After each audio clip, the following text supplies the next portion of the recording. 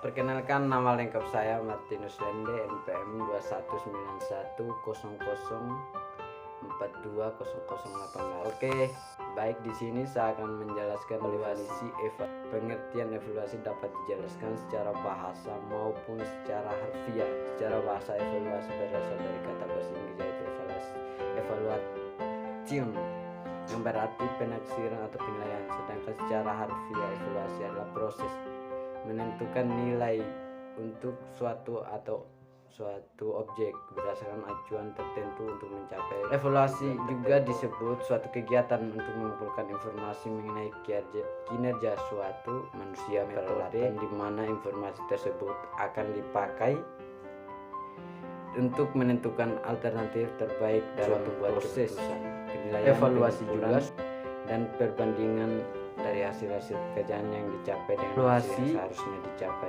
merupakan pengukuran atau perbaikan dalam suatu kegiatan yang dilaksanakan, seperti membandingkan hasil-hasil kegiatan telah direncanakan. Dari situlah tujuan evaluasi tersebut agar rencana yang terselenggarakan dapat diartikan juga bahwa hasil evaluasi itu sendiri dimaksudkan untuk perencanaan kembali, lalu berfungsi sebagai administrasi dan fungsi manajemen yang terakhir, yaitu mengkombinasikan pengumpulan data dengan standar yang sesuai dengan tujuan. Oke, yang berikutnya proses evaluasi. Dalam mengadakan sebuah proses evaluasi terdapat beberapa hal yang dibahas. Yang pertama itu bagaimana proses berjalannya suatu evaluasi. Yang kedua itu kapan atau waktunya evaluasi diadakan. Yang ketiga itu mengapa. Yang keempat di mana proses evaluasi itu diadakan. Yang kelima itu pihak yang mengadakan evaluasi. Yang keenam apa yang menjadi bahan dalam evaluasi. Oke, yang berikutnya fungsi dari evaluasi. Evaluasi memiliki beberapa macam fungsi yang dijabarkan sebagai berikut. Yang pertama, fungsi pengukuran keberhasilan. Yang kedua, fungsi seleksi. Yang ketiga, fungsi diagnosis. Yang keempat, fungsi penempatan. Jenis-jenis evaluasi pendidikan. Evaluasi pendidikan formatif merupakan suatu penilaian terhadap hasil yang telah dicapai selama berjalannya suatu kegiatan atau program kerja. Secara umumnya, waktu dalam pelaksanaan evaluasi ini dilaksanakan secara rutin seperti per bulan dan per tahun. Manfaatnya adalah memberikan umpan balik kepada manajer serta hambatan-hambatan apa saja yang dihadapi selama berlangsungnya suatu kegiatan program tersebut. Yang berikut, evaluasi pendidikan sumatif merupakan suatu penilaian terhadap hasil-hasil yang telah dicapai selama dilaksanakan suatu kegiatan atau program kerja. Secara keseluruhan, awal kegiatan dan waktu melaksanakan hasil evaluasi ini sendiri diadakan pada saat akhir kegiatan sesuai dengan jangka waktu yang telah ditetapkan oleh suatu kegiatan dalam program kerja.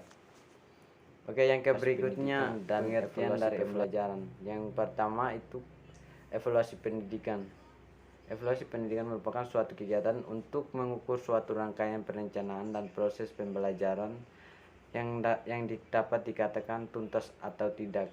Kegiatan evaluasi pendidikan juga memberikan gambaran kegiatan pembelajaran efektif dan sukses atau tidaknya. Evaluasi pembelajaran yaitu suatu proses menentukan tingkat pencapaian tujuan pembelajaran yang telah dicapai sebelum melalui cara sistematis. Yang berikutnya yaitu contoh evaluasi pendidikan di lingkup sekolah. Ada beberapa contoh evaluasi. Yang pertama, pelaksanaan analisis kebutuhan. Yang kedua, penyusunan program kerja pengawasan di sekolah. Yang kedua, penilaian kinerja kepala sekolah, kinerja guru, dan kinerja tenaga pendidikan.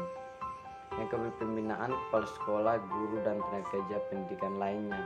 Yang berikutnya, pemantauan kegiatan sekolah serta sumber daya pendidikan yang meliputi sarana belajar dan prasarana pendidikan, biaya lingkungan sekolah, pengolahan dan analisis hasil pertanian, pemantauan dan pembimbingan.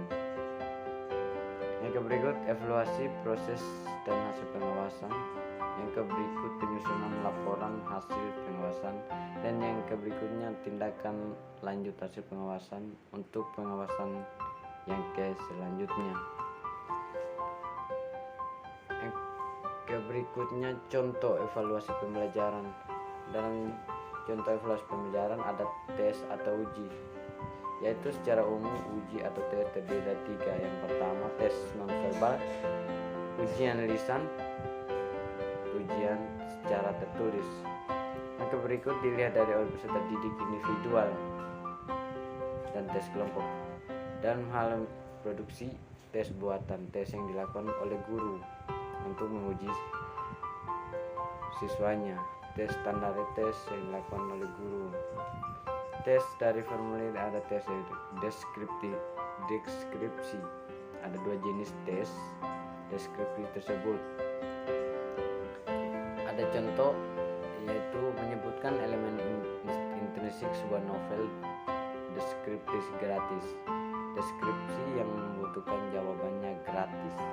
Contoh yang kedua itu bagaimana menurut Anda perkembangan novel di Indonesia.